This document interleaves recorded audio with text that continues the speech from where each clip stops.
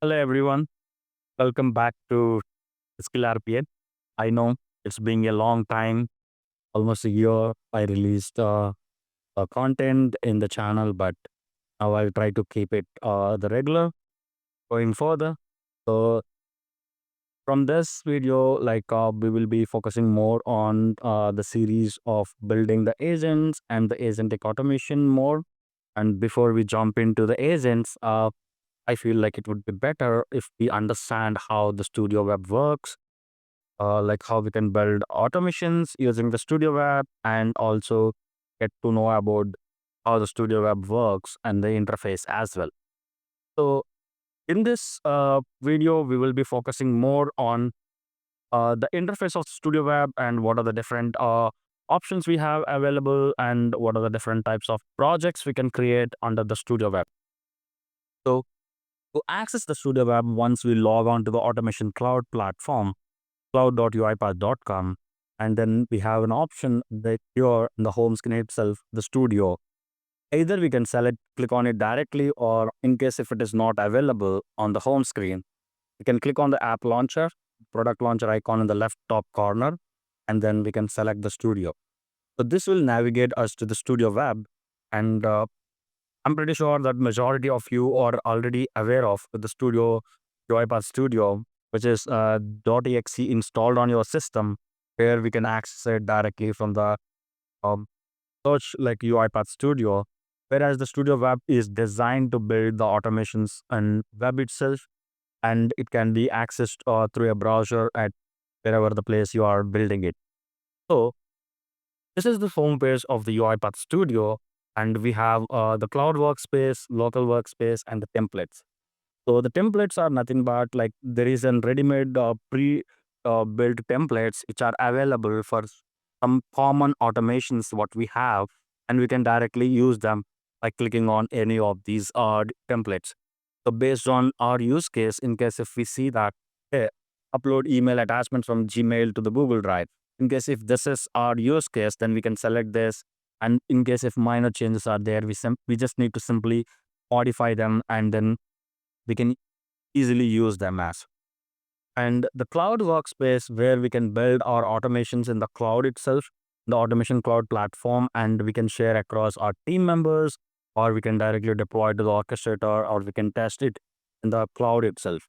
Whereas the local workspace, we can create our automations or the solutions, and we can store them as part of our local system. The source code will be stored into the local system. So that's the difference between the cloud workspace and the local workspace. And let us go to the cloud workspace. And when we want to create a new project, right? So in the UiPath Studio Web, everything will be bundled as a solution, not as a individual process or individual agent, because we have the option to create multiple automations or multiple agents and making them use across are as part of the same solution. So when you click on the create new directly here or in the drop down, you will get all the same options: the agentic process, agent, RPA workflow, API workflow, app, or the case management, which is in preview, which is expected to be rolled out very soon.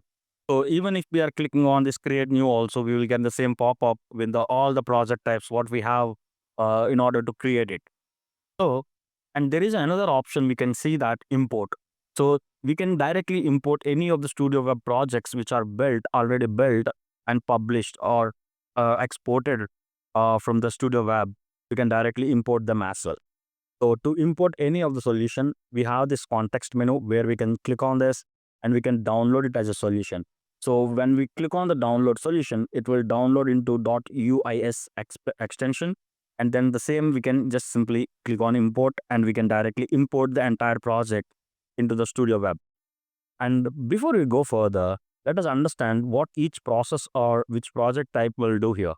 So agentic process is nothing but like in traditional or last year, if you're coming across a lot of the name Mastro, right? Like where we will be saying that we will be orchestrating the agents, automation workflows, and the human in loop and everything together.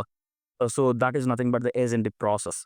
So we can build our end-to-end automation in the BPMN format, with the agents, robots, and the people in place. That's how the agentic process will be look like. And also we have agent, which is nothing but like the agent to have your AI agents built, like which will work on leveraging the LLMs and the RAG concepts, which is nothing but the context and like calling the external tools and all these things. And RPA workflow is our traditional RPA automations, robotic process automation workflows, which we can build as part of our solution.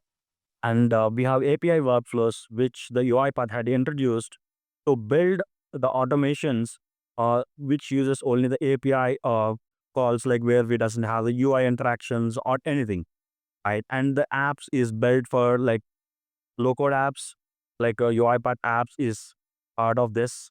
You can build it directly from the studio, or in case if you want to have an human in loop concept for the agents, even that human in loop apps also can be built here with the help of apps. And the case management is like, which is almost pretty much similar to the agentic process. But when you have something kind of an incident reporting or something, like where you'll be having SLAs for each step, so in such scenarios, like we will be using the case management. So now let me create an RPA workflow so that like we can explore our interface, UiPath Studio interface. So when we click on this RPA workflow, a solution will be created. Here, the name is solution. Then here also name is solution. And we can create or we can give the name whatever we think, like whatever we want to give. So I'll say that RPA challenge, because I want to build only the RPA automation, not the agents as of now. So the title solution will be renamed, like instead of solution one. In case if you forgot to update the name, there is no problem. When you right click on it, you have an option to rename. And under this, like we have RPA workflow, which also we can rename using this RPA challenge workflow. And we have the main.yaml, and we can even create new workflow files here, and we can use the invoke workflow activity similar to how we do in the UiPath Studio Desktop. So this is the Explorer, which is nothing but the solution explorer, similar to how the project panels or looks like in the other IDEs. So from here, we can even add new project types, like same whatever we have as part of our automations. Like when we are trying to create a new solution, when we are in the homepage of the Studio Web, in the similar way, can even add more as well to this. So I can add an agent to this so that like it can be created here. So in the similar way, we can add any type of projects under the same solution. So for now, I'm just right click deleting this, and we will see in the further sessions like how the agent, what is agents, how the agents will be built, and all these things. We are going to look at the agent builder in the later space. There is an home icon here, like in case if we are clicking on this, it will navigate back to the Studio Web where we have created our project. So we can just simply click on it and we can reopen it and undo and redo. And we have the debug on cloud, or even we can debug on our local machine as well. And also we can do the debug step-by-step debugging, and we can publish this directly to the orchestrator, and it will be available for us to run as an automations. And we have seen the templates, similar way we can build something and we can submit as a template as well. And the share option is like you have a couple of team members, like where you can just share them, share this solution with an email of the person whom you want to share with, and then they also can view and work on it. But at the same time, only one person can work on it, edit the workflows, but the rest of the people will have the read access. So that's how the solution works, and the ribbon elements.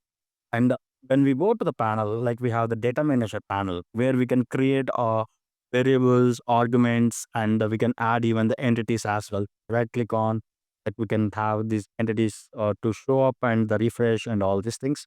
Whereas like we can create an in argument or out argument, or we can create the variables. And the issues panel is like in case if we are building any automations, if any validation errors are there, such as some required fields are not passed or some syntax errors, all these will be available here to validate.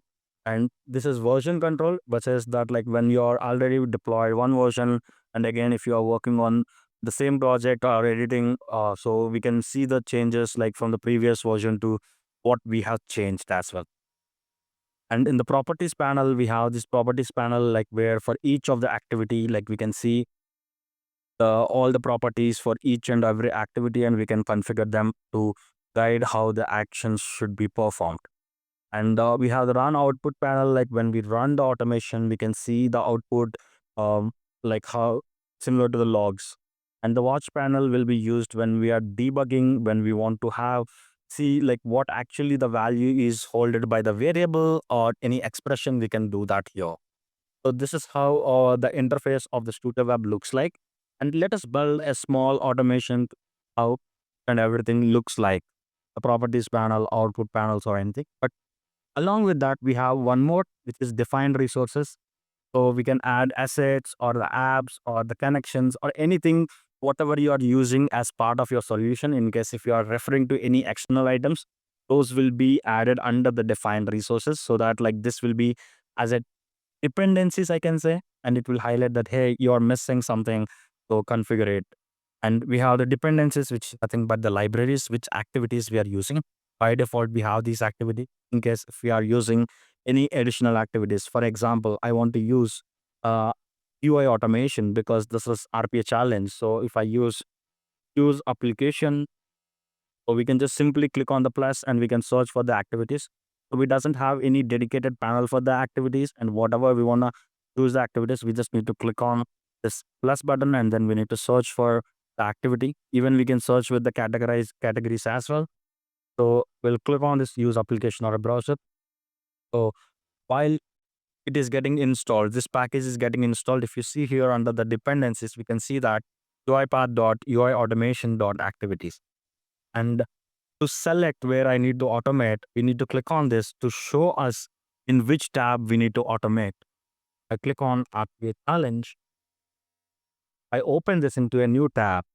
Simply see here, click on this, and I can see that RPA challenge. When the tab is opened in the next, so I can see that RPA challenge is available, and I can just select, and it will pull out all the URL and all these details, right? And I can just simply select the elements, like because I need to use the typing tools. So I will not build the entire workflow, but I just use one type into activity. I'll click on indicate target. I can just simply select first name.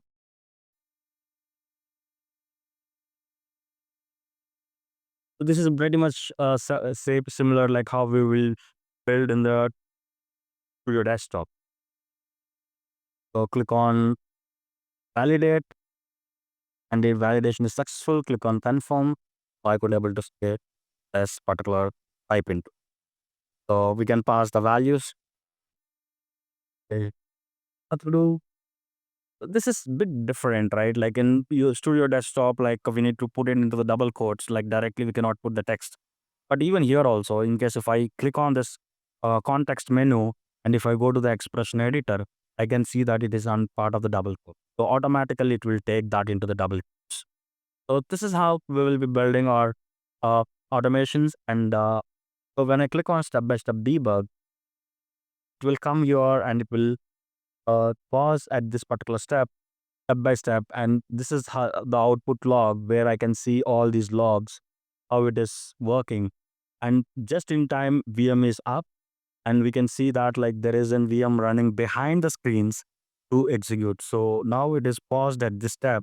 I click on next step, we'll go to this Chrome browser. If I click on the next step, so now this is running or executing.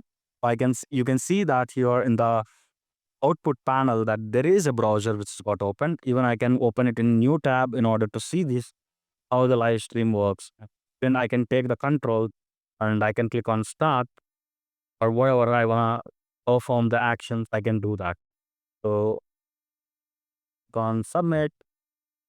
So if the navigation is happening, like in case if you have in UI automation built, and if you see that like there is some problem happening and you want to see or evaluate like how the behind the screens, the serverless robots or the VMs which are working, and even validate that like whether it is accessible through manual or not. And in case if you want to see that again here, you need to minimize list, so that like again it will come back to here.